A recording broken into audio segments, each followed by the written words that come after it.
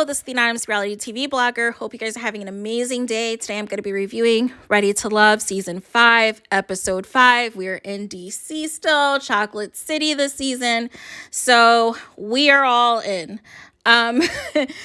This episode, of course, starts off with Tommy and the ladies because this week it is the ladies' week to select the gentleman by the end of the week who they feel is not ready to love.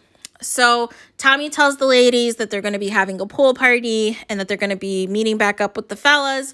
And so we get right into the pool party right shortly after that, where the ladies have on their best, swimsuits and cover-ups, and the men are all nice. And there's barbecue, there's, human chess playing and everything else. And so then it was interesting because Serena and Walter had an interesting conversation where she's like sitting at the edge of the pool talking to him who's in the pool, and she's like, yeah, and things kind of just enclosed and then they open up and then her legs open up around his shoulders, and Walter's like, oh, okay. And then we have Camille and Cornelius, and she's just gassing him up, of course, and accidentally hits him in the face with her nails, and just it's just, there's just so much going on with this Camille thing that is not going to end well, unfortunately. More on that later. Then we get into Mr. Tyrone, who is, all in now, and Shiloh basically tells her, Sabrina's an attractive woman, we get on well, but you're the one, Shiloh, you're my wife. I don't need to talk to any other woman. And so Shiloh was kind of taken aback, and she was like, I'm flattered, of course, I have feelings for you, but I want to enjoy this journey. I want to get to know other people and make sure I select the right person at the end of this process. I don't want to cut my process short and just say I'm all in on somebody and not know if, I made the right decision. And so Tyrone's like, okay, I respect that. And so then right after that, he tells Sabrina, all right, Sabrina, appreciate you, but I'm all in on Shiloh. And so Sabrina is kind of just taken aback, like, how can you just make this decision all of a sudden? And so then from there, we have Mr. Corey, who cannot do anything right. I don't know how he's lasted this long on this show. I do not, other than to just cause drama and discord.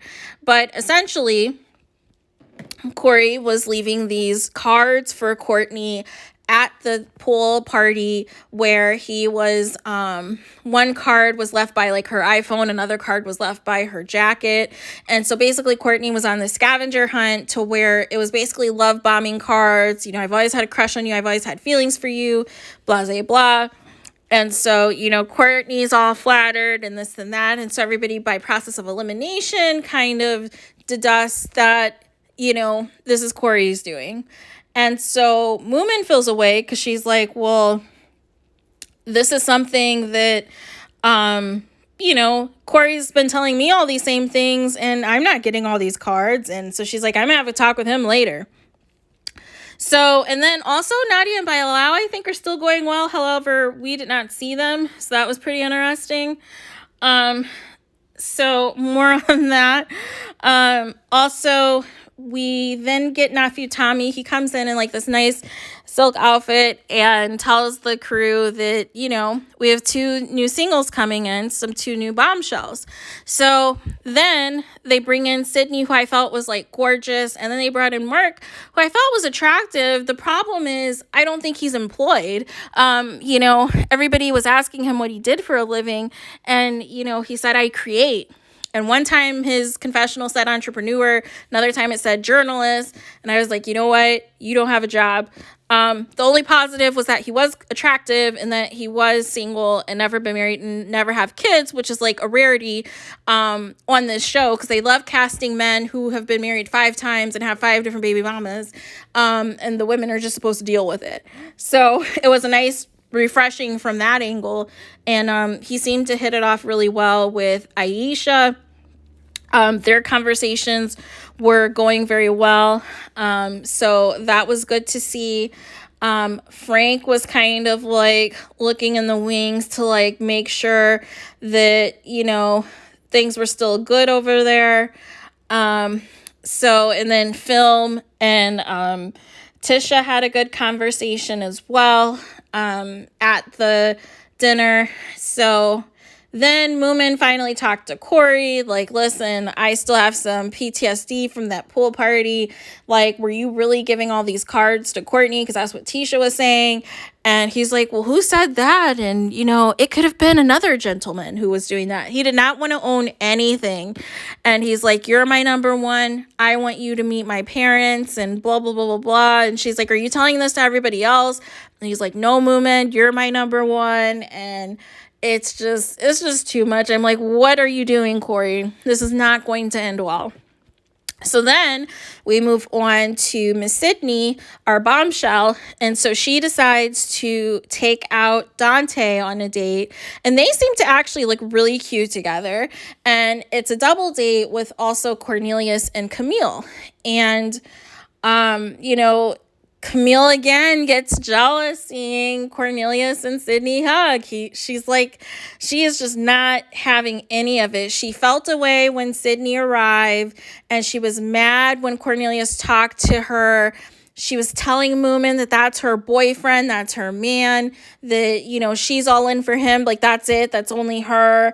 And it's like, what are you doing? Like, you are reminding me so much of Denise and Kalfani, where nobody was allowed to talk to him but her. And it was just very cringeworthy. It was very over the top. It was just team too much. So, and then she low key kind of cussed him out after the fact because she felt away. And it's like, this is a process where everybody's supposed to be getting to know each other. Like, you're not exclusive. You're not boyfriend and girlfriend. Why can't he talk to some of the other people and, see what's what? It was just uncomfortable, and it was very cringeworthy to watch. So by the time we got to the double date with Sydney and Dante, Cornelius tried to tell her basically in a nice way that, he didn't like the way that she came at him, and that this is a process. He is going to talk to the other ladies. And, he still had some concerns regarding her possessiveness. And so, Camille kind of doubles down and, seemingly takes it well and takes what Cornelius is telling her to heart. So hopefully she tones it down, but I highly doubt it. I don't think this is going to end well. I just don't see it for her. Then after that, we go to a date with Mark and Aisha. And Mark brings her flowers, remembers her zodiac sign, and one of the flowers has the color of her zodiac sign, and it's like a purple flower. And, he seemed to be really intrigued and really interested in Aisha and felt that they had a lot in common. However, his deal breaker, of course, is he wants to potentially have more children in the future, whereas Aisha's basically I've been there, done that. That's not something I want to go down that road again. So that could be, the straw that broke the camel's back to where that prevents them from proceeding forward. So, that's pretty much that. So maybe Mark's going to explore some other connections shortly after, if that's going to be the hugest thing between him and Aisha. So then after that, Tommy meets up with the ladies and tries to get, their viewpoints on how their week went. And so everybody is, kind of saying their feedback. Courtney, she's excited to talk about Corey's little love notes, and then Mommy tells her, cut the brakes, he's told me the same stuff, just minus the cards. So then Courtney starts ripping up the cards.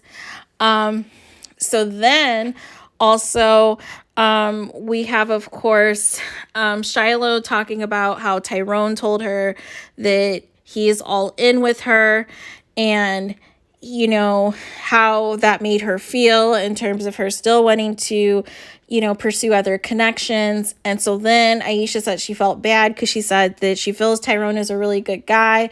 However, she told him, basically, if there's somebody you want to just go tell him and just go get it.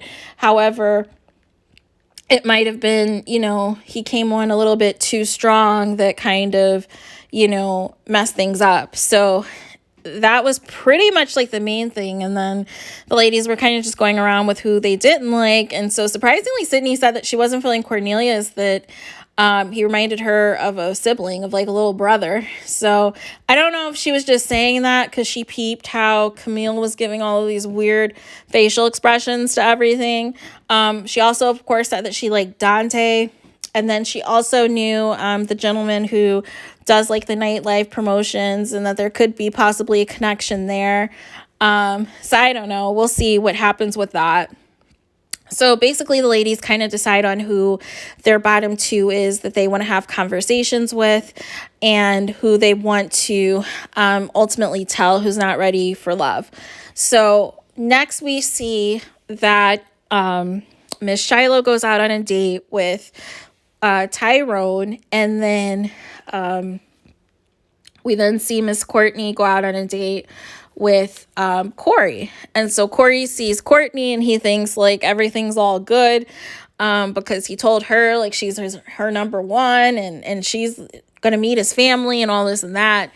And then even Tyrone kind of feels pretty good, talking with Shiloh. And so she's still telling him that she's not at the same pace as him, and that she's moving a little bit slower than him, and this and that. And then, and then some of the ladies were turned off that he just immediately cut off, all these other connections, like immediately for her. And she still has a lot of journey left.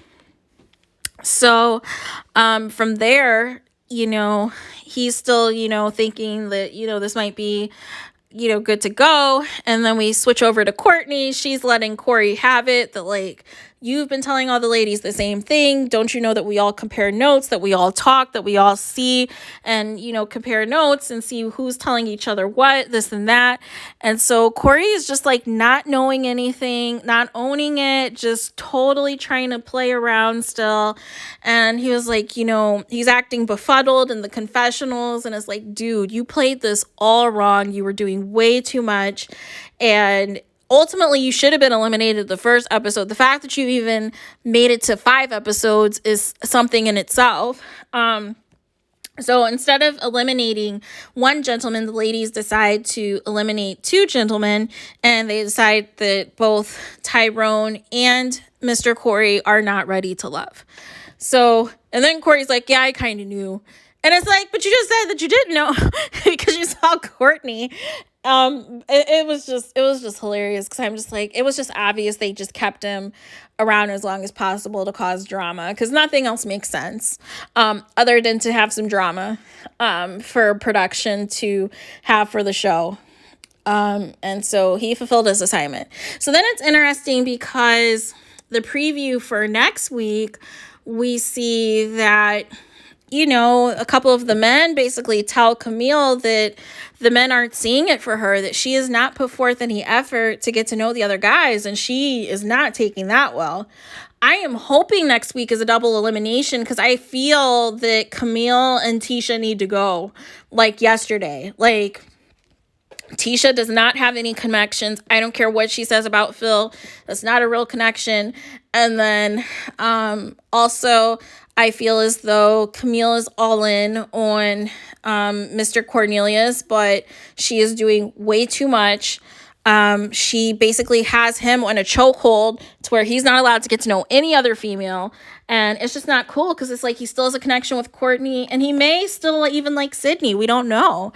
But it was just very cringe, like how Camille is moving. And hopefully, she can get it together. But each episode, it just keeps getting worse. So those are my thoughts. Please let me know what you guys think in the comments, and do not forget to like, comment, and subscribe, and I will talk to you guys again very soon.